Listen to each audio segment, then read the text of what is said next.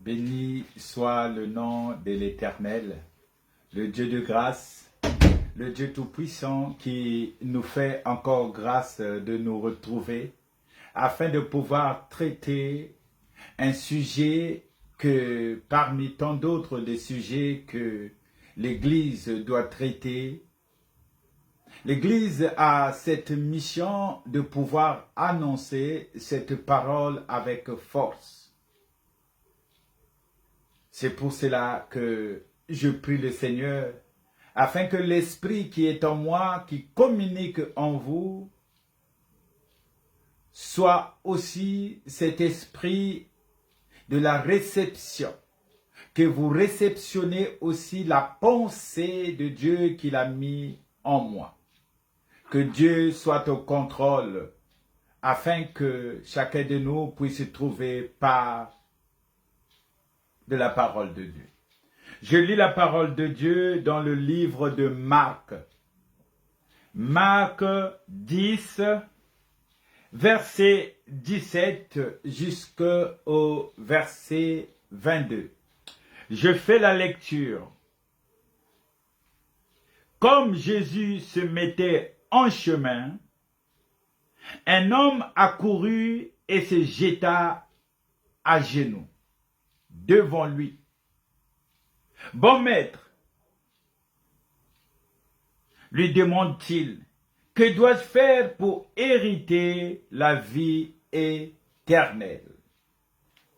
Jésus lui dit, pourquoi m'appelles-tu bon? Il n'y a de bon que Dieu seul. Tu connais les commandements, tu ne commettras point d'adultère, tu ne tueras point, tu ne déroberas point, tu ne diras point de faux témoignages. Tu feras tort à personne, honore ton père et ta mère. Il lui répondit, Maître, j'ai observé toutes ces choses de ma jeunesse. Jésus l'ayant regardé les mains et lui dit, il te manque une chose. Va, vends tout ce que tu as, donne-les aux pauvres, et tu auras un trésor dans le ciel. Puis viens et suis-moi. Mais, affligé de cette parole, cet homme s'en alla, tout triste, car il avait des grands biens. Amen. Alléluia. Voilà, mes bien-aimés, un homme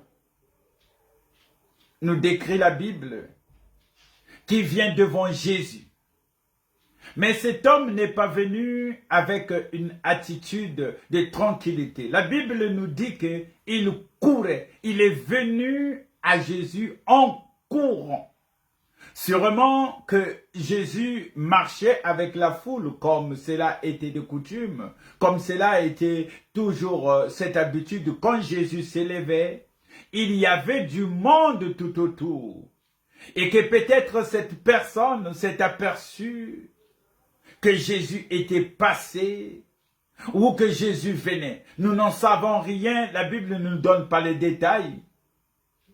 Mais ce qui est vrai, qu'il est écrit qu'il est venu en courant.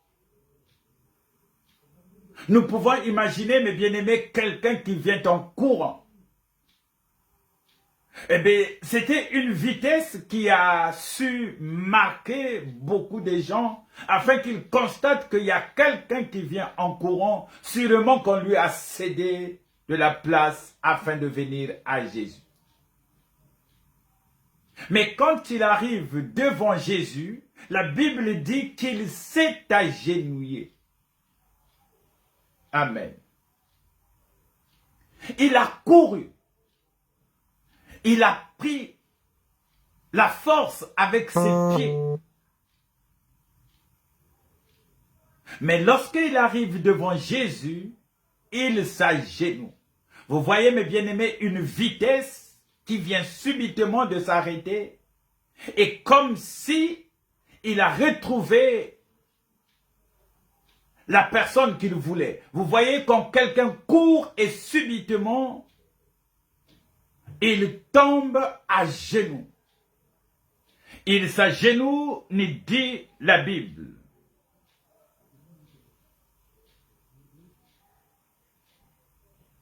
Il s'est jeté et il s'est mis à genoux.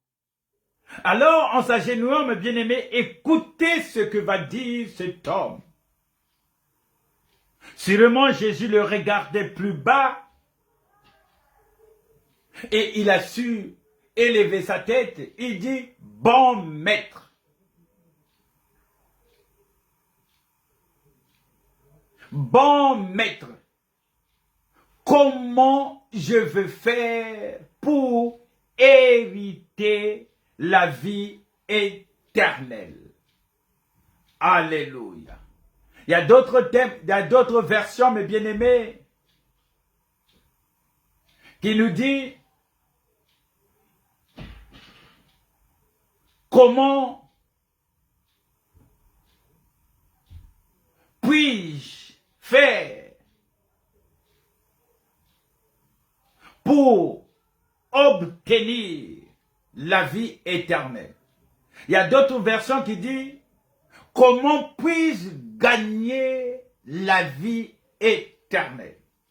Vous comprenez, mes bien-aimés, déjà ces trois verbes, obtenir, hériter et gagner, ça nous montre que la vie éternelle, c'est quelque chose qu'on doit mériter.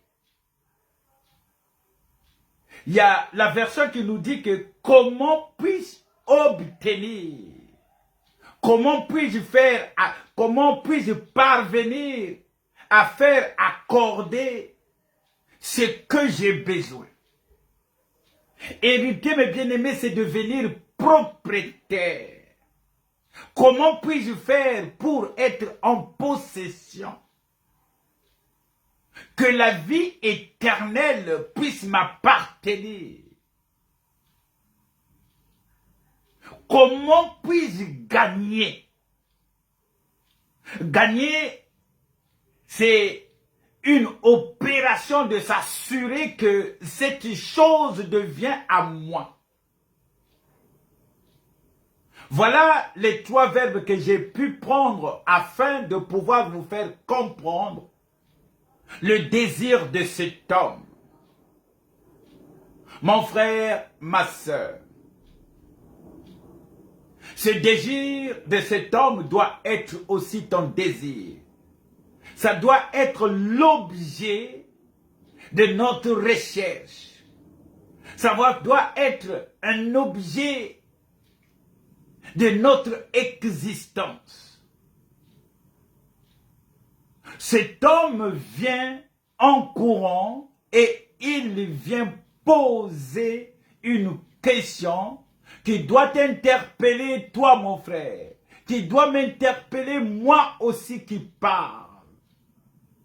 Parce que c'est la question par laquelle, mes bien-aimés, que nous devons nous poser au réveil de tous les jours. Ça devait être un moment que nous pouvons nous poser constamment cette question.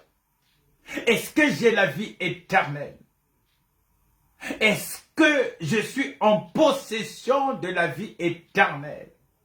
Est-ce que ça me rassure que je suis hérité de la vie éternelle? Est-ce que j'ai déjà gagné la vie éternelle? Alléluia. La vie éternelle, tel que nous voyons le récit, mes bien-aimés, ça commence ici-bas. La vie éternelle commence ici en bas.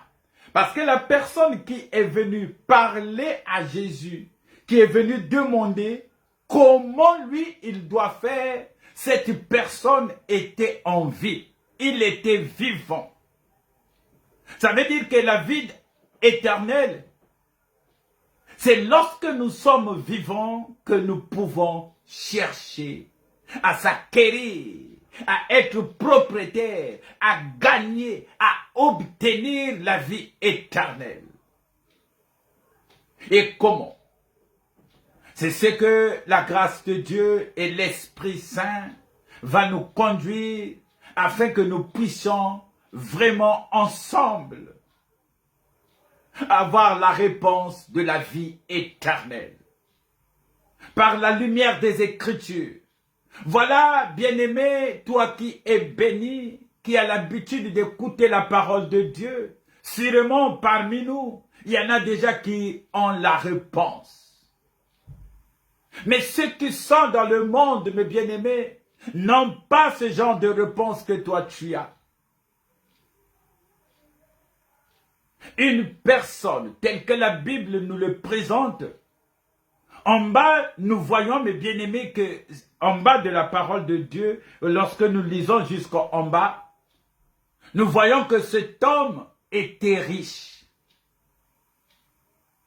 Il avait des grands biens, nous dit la Bible. Est-ce que cela suffit? Je ne crois pas, mes bien-aimés. Voilà une personne en possession de ce que les gens appellent les biens de ce monde, qui se présente en courant devant Jésus-Christ, et il vient dire à Jésus, bon maître. Jésus connaissant tout le monde, Jésus connaît la pensée de tout et chacun de nous. Il lui dit, pourquoi appelles-tu bon? Il n'y a que Dieu qui est bon. Amen. Alléluia. Voilà, mes bien-aimés, ton Seigneur que tu sais, ton Seigneur que tu as reçu, les gens l'appellent bon. Et Jésus répond, mes bien-aimés, en donnant la réponse à celui qui est venu s'agenouiller, à celui qui est venu afin qu'il soit héritier, à celui qui est venu afin d'obtenir, celui qui est venu pour gagner, la question qu'il est venu poser. Il n'est pas venu la poser à qui que ce soit, mes bien-aimés. Jésus lui répond, il n'y a que Dieu seul qui est bon. Je ne sais pas s'il y a des gens qui peuvent comprendre qu'on ne peut que poser la question à celui qui est bon. Parce qu'il n'y a que lui qui a la maîtrise de la vie éternelle. Il n'y a que lui qui a la maîtrise du don de vie. Lui en qui tout a été créé. Lui en qui rien de ce qui a été créé n'a été créé sans lui. Il est la parole. Il est celui qui a créé le monde. De cet homme, en disant bon, il avait déjà la réponse qu'il n'était pas en face de qui que ce soit. Parce que Jésus lui répond. Et Jésus te répond, mon frère. Jésus te répond, ma sœur. Il n'y a que Dieu seul qui est bon. Voilà la réponse que Jésus a donnée à ce monsieur. Sûrement que ce qu'il avait entendu de Jésus, il a dû déduire pour qu'il vienne dire qu'il est bon. C'est que dans son cœur, il avait reçu le message de celui qui est bon. Il n'y a que Dieu seul qui est bon. Donc tout autour des gens qui étaient à côté de Jésus pouvaient comprendre qui était Jésus. Et je crois que tu as saisi, bien-aimé, la réponse de Jésus. Mais aujourd'hui, ce qui est préoccupant devant nous, c'est cette question. Est-ce qu'il t'arrive de te poser ce genre de questions? C'est une question primordiale. C'est une question qui doit te préoccuper. Chrétien, croyant,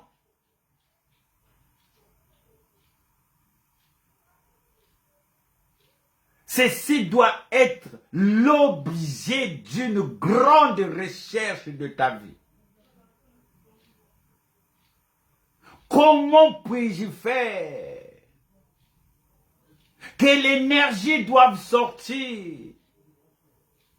Quelle est ma façon de marcher sur cette terre afin d'obtenir, afin d'hériter la vie éternelle, de gagner la vie éternelle.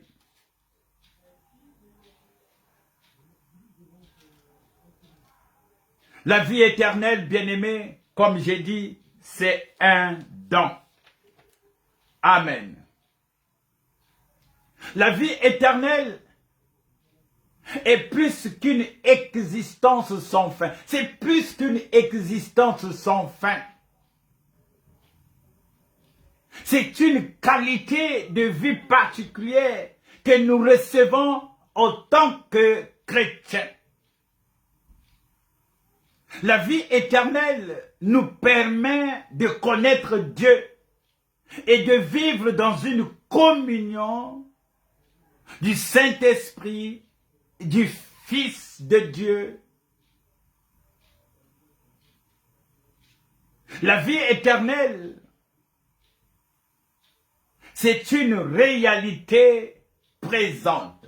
C'est maintenant, mes bien-aimés. Là, voilà la question, mes bien-aimés, qui se pose.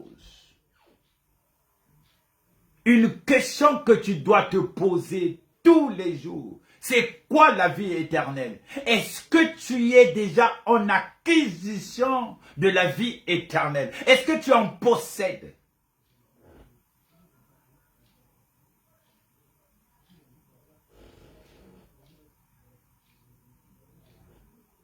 Cette question, parmi nous, il y en a tant qui le connaissent déjà.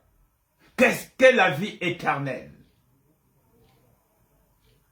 Dans la lumière des Écritures, mes bien-aimés, la vie éternelle a sa définition dans le livre de Jean 17.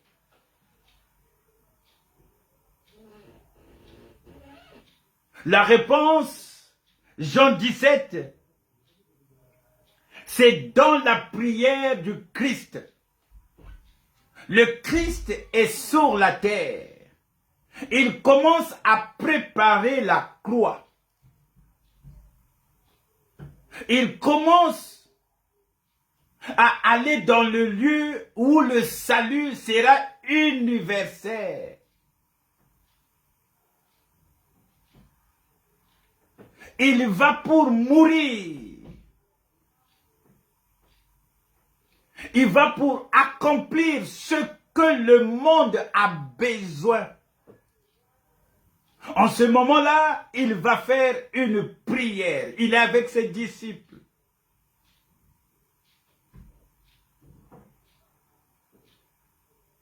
La définition de la vie éternelle, c'est dans les Écritures que nous ne pouvons qu'en trouver. Que nous dit la Bible dans Jean 17, verset 1. Je commence par le verset 1. Après avoir ainsi parlé, Jésus leva les yeux au ciel et dit, « Père, l'heure est venue. Glorifie ton Fils afin que ton Fils te glorifie. » Alléluia. Sachant que tu lui as donné pouvoir sur toute chair, afin qu'il accorde la vie éternelle à tout ce que tu lui as donné. Or, la vie éternelle, c'est qu'ils te connaissent, toi le seul vrai Dieu, et celui que tu as envoyé, Jésus-Christ. Amen. Or, la vie éternelle, c'est qu'ils te connaissent, toi, le seul vrai Dieu qui a envoyé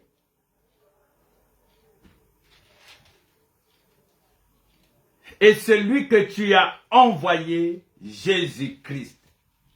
La vie éternelle, c'est qu'ils te connaissent, toi, le seul vrai Dieu, et celui que tu as envoyé.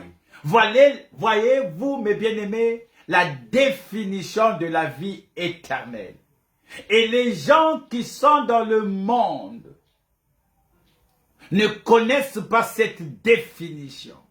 Et toi et moi, nous avons cette grâce que la vie éternelle, il faut que celui qui cherche la vie éternelle connaît qui est Dieu et celui qui a envoyé. La question du jeune homme se résume dans cette réponse. Quand il vient appeler Jésus-Christ bon, cela veut dire qu'il reconnaît que Jésus est Dieu. Tu ne peux pas vivre la vie éternelle sans que tu puisses connaître Dieu et celui qu'il a envoyé. Alléluia. Dans le livre de Jean, toujours dans le livre de Jean, nous lisons Jean 5, 24. Je suis en train, mes bien-aimés, de définir la vie éternelle. Jean 5, verset 24 nous dit, en vérité, je vous l'ai dit, celui qui écoute ma parole et qui croit à celui qui m'a envoyé a la vie éternelle. En vérité, je vous le dis, celui qui écoute ma voix et qui croit à celui qui m'a envoyé a la vie éternelle et ne vient point en jugement, mais il est passé de la mort à la vie. Alléluia. La vie éternelle, mes bien-aimés, Jésus nous le relate. C'est celui qui écoute la parole de Christ.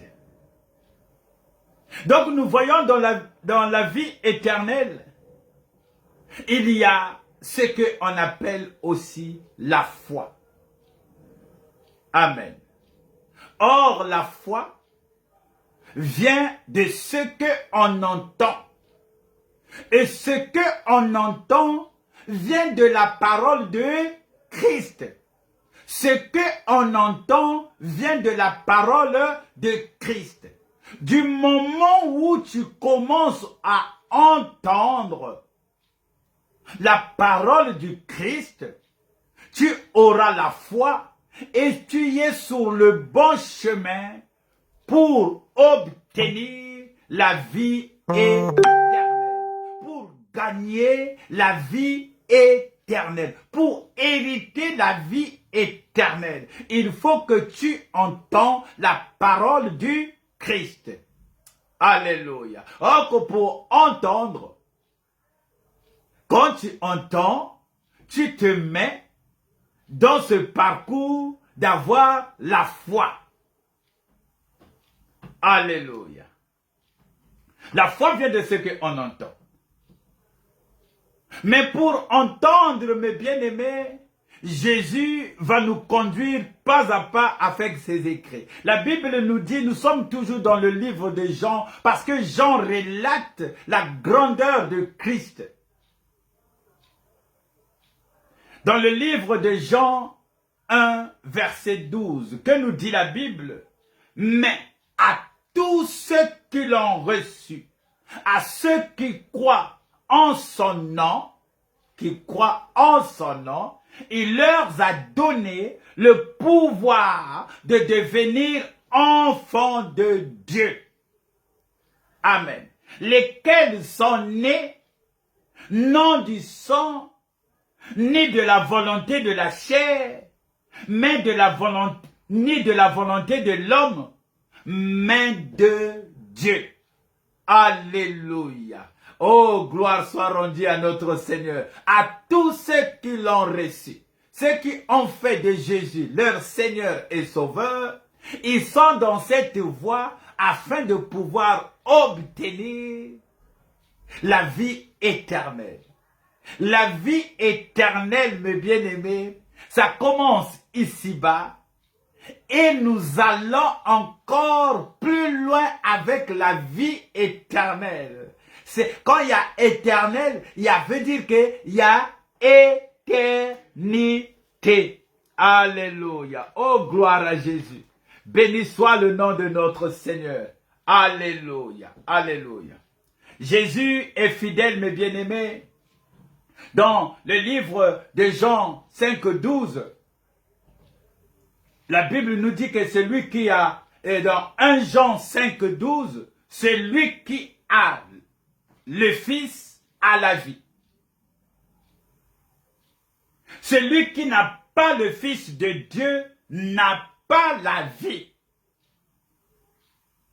Amen. Celui qui a le Fils. Or que toi tu l'as déjà reçu. Donc si tu as reçu Christ, c'est que tu as la vie.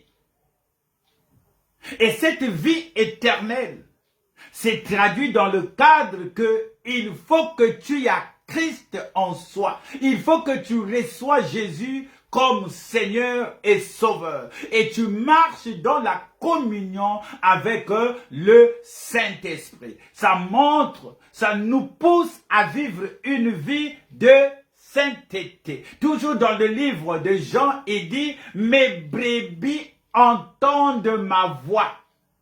Je les connais et elles me suivent. Quand tu connais la voix de ton berger, tu dois le suivre. Contrairement, mes bien-aimés, à ce jeune homme qu'on va définir, les 5 commandements, et que Jésus résume que tu aimeras ton prochain comme toi-même. Mais bien-aimé, aimer son prochain, ça c'est le deuxième commandement quand Christ l'a résumé. Voyez-vous, lorsqu'il cite ces 5 commandements qui concernent aimer son prochain, comment sera l'homme riche? Mais je suis là d'abord, mes bien-aimés, à te définir la vie éternelle. La vie éternelle, c'est la façon dont tu es communié avec Christ. Si tu as Christ, la Bible nous dit que si tu as le Fils de Dieu, tu as la vie. Toujours dans le livre de Jean 10, verset 7 et verset 28, il dit, je leur donne la vie éternelle et elles ne périront jamais. Amen. Quand nous sommes ici sur terre, nous avons la vie éternelle en Christ et Jésus-Christ nous donne cette promesse. Vous voyez mes bien-aimés, dans la vie éternelle, il y a une grande promesse que toi et moi étant chrétiens, que nous devons nous accrocher. Nous ne périrons jamais parce que nous sommes en Christ.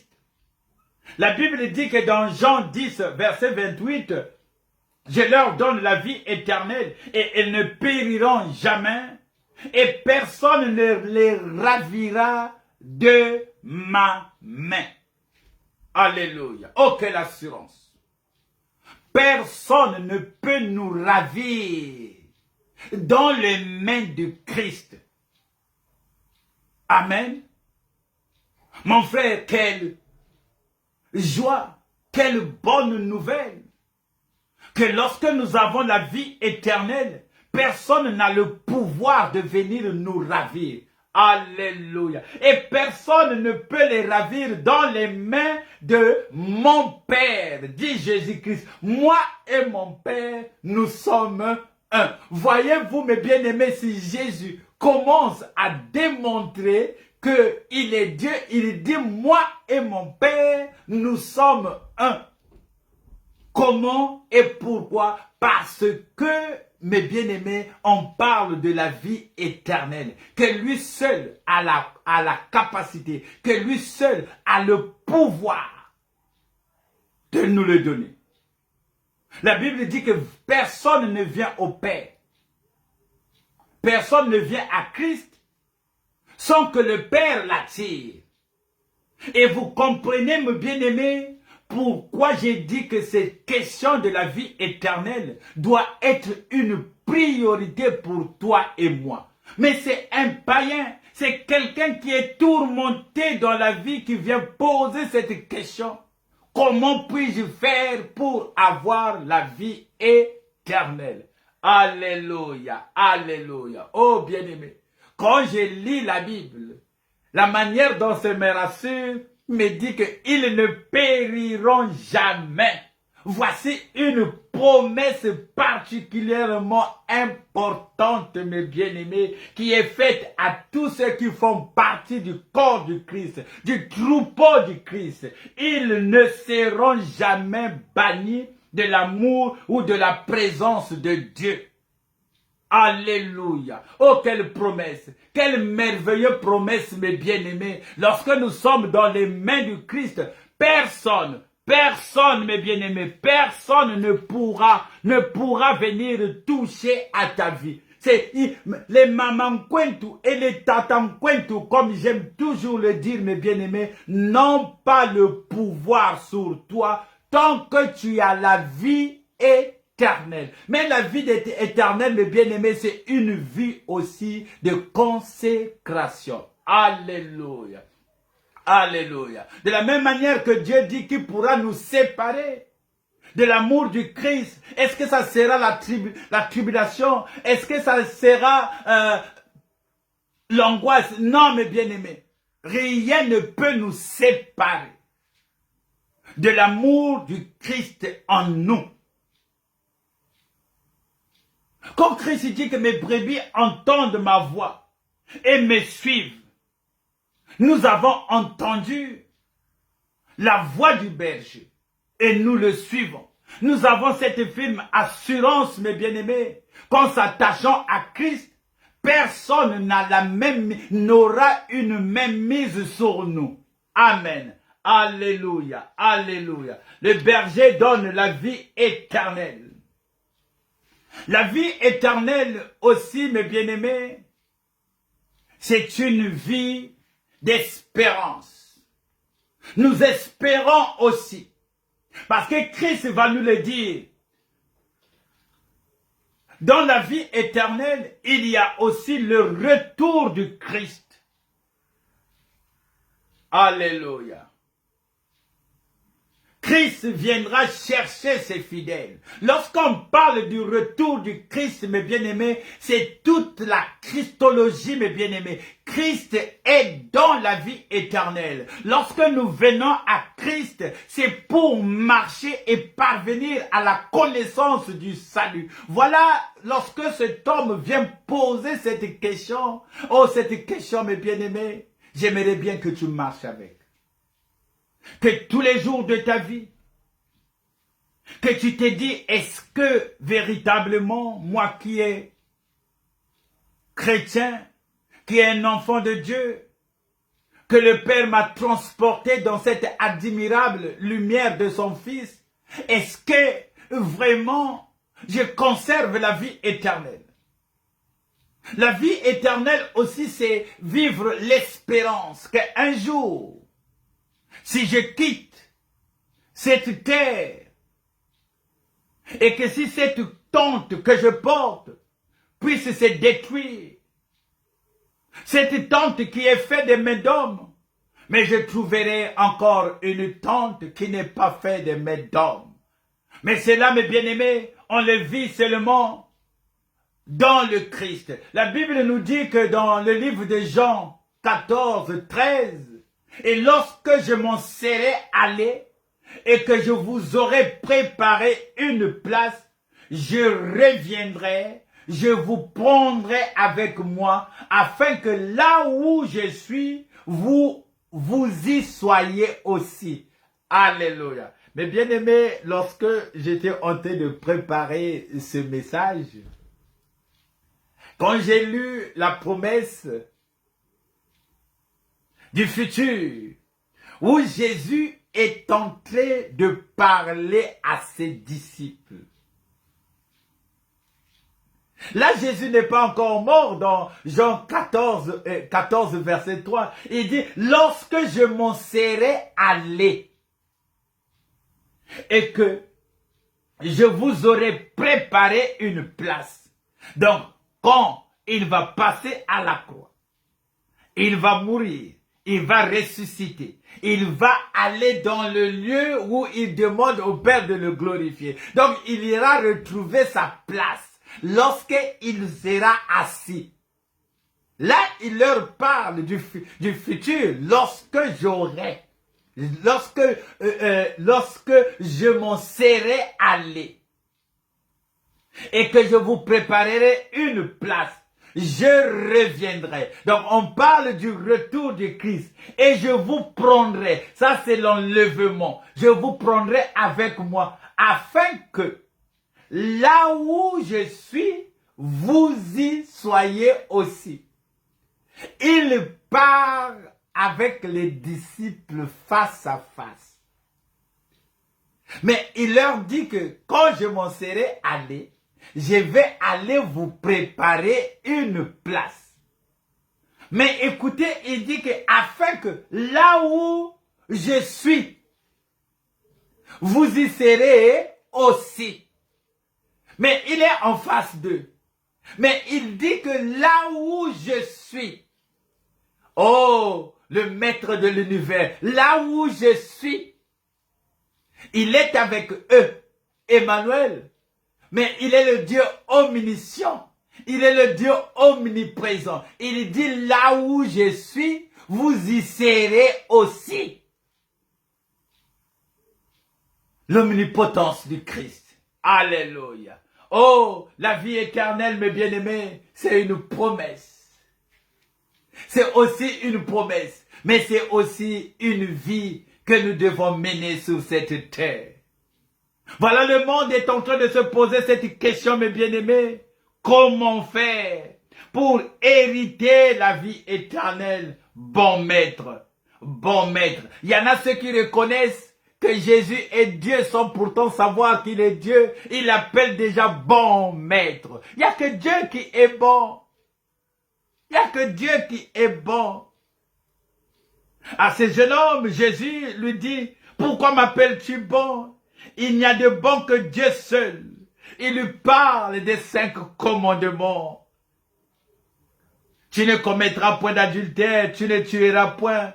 Il est tenté de résumer tous ces 5 commandements, mes bien-aimés, en lui disant que aime ton prochain comme toi-même. Le jeune homme va dire à Jésus que j'ai observé tous ces commandements dès ma jeunesse. La Bible dit que Jésus l'aima. Jésus eut de l'amour pour lui et à Jésus de lui poser ces merveilleuses conditions. Aime ton prochain comme toi-même. Va, vends tout ce que tu as. Viens et suis-moi. Alléluia. Va, vends. Jésus ne lui dit pas d'aller vendre ou d'aller... Mais Jésus est tenté de lui démontrer quand on aime son prochain comme soi-même, qu'est-ce qu'on peut faire. Va, vends et suis-moi. Parce qu'il te manque une chose. Il te manque une chose. C'est cet amour, mes bien-aimés. Aime ton prochain comme toi-même. Toi, tu es en train de me dire que tous ces commandements,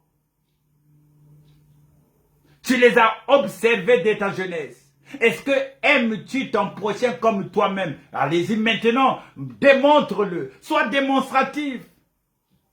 Va aider les pauvres. Va aider ceux qui n'en ont pas.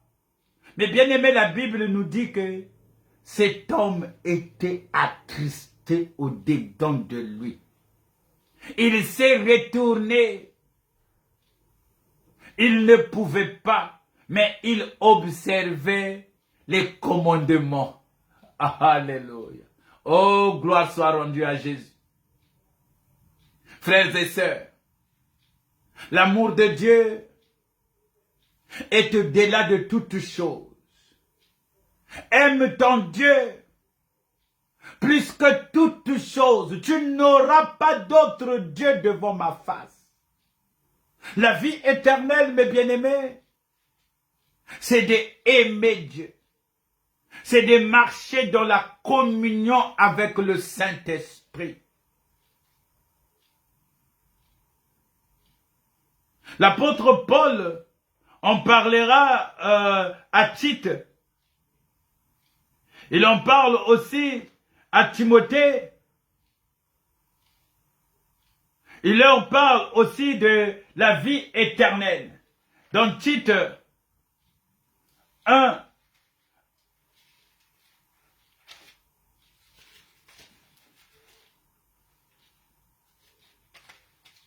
Paul, serviteur de Dieu et apôtre de Jésus-Christ pour la foi, des élus de Dieu et la connaissance de la vérité qui est selon la piété, lesquels reposent sous l'espérance de la vie éternelle. Promesse dès les plus anciens temps par le Dieu qui ne ment pas et qui a manifesté sa parole en son temps par la prédication qui m'a été confiée d'après l'ordre de Dieu notre Sauveur. Alléluia. Voilà cette espérance, mes bien-aimés. La vie éternelle. C'est depuis le temps, mes bien-aimés. La vie éternelle, c'est une promesse, mes bien-aimés. C'est une promesse les plus anciennes, mes bien-aimés. Que lorsque on parle de la rédemption, le plan de la rédemption, il y avait aussi ce qu'on appelle la vie éternelle. Nous ne pouvons que l'obtenir à partir du Christ. Donc, dès Genèse, mes bien-aimés, c'était un plan. Comment s'approcher de Dieu? Le plan de Dieu était que Christ puisse s'incarner. Que Dieu puisse s'incarner en Christ en prenant le corps de Jésus étant Emmanuel, le Dieu parmi nous. Fallait qu'il y ait Emmanuel. L'esprit devait porter un corps. La parole devait s'habiller, mes bien-aimés. Devait avoir un corps. Le Dieu qui s'est manifesté en chair. Justifié par l'esprit. Vu des hommes. Il est en train d'être prêché aux nations. Cru dans le monde, élevé dans la gloire. La vie éternelle, c'est qu'ils te connaissent. Toi, le seul vrai Dieu.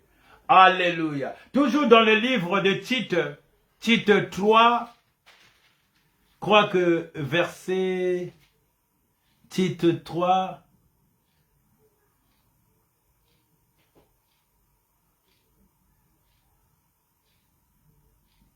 dans Tite 3, le verset 5. Il nous a sauvés, non à cause de justice que nous mais selon sa miséricorde par le baptême de la rédemption et le renouvellement qu'il a sur nous avec abondance par Jésus-Christ notre Sauveur, afin que, justifiés par la grâce, nous devenions en espérance héritiers de la vie éternelle. Alléluia. Pour avoir droit, les chrétiens, à également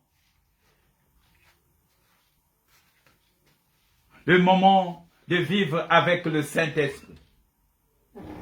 Nous devons marcher, mes bien-aimés, avec le Saint-Esprit pour ne pas accomplir le désir de la chair. Que la grâce et l'amour de Dieu qui a été répandu dans cet endroit soit votre partage. Que le Dieu qui nous a conduits aujourd'hui anime encore ton esprit afin que tu puisses comprendre que la vie éternelle, c'est l'objectif d'un homme. Un chrétien doit chercher la vie et il doit marcher afin que la vie éternelle soit une recherche d'intimité avec Dieu.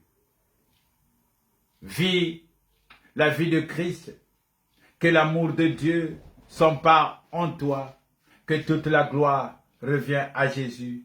Soyez bénis, passez une bonne semaine au nom de Jésus-Christ, notre Seigneur et Sauveur.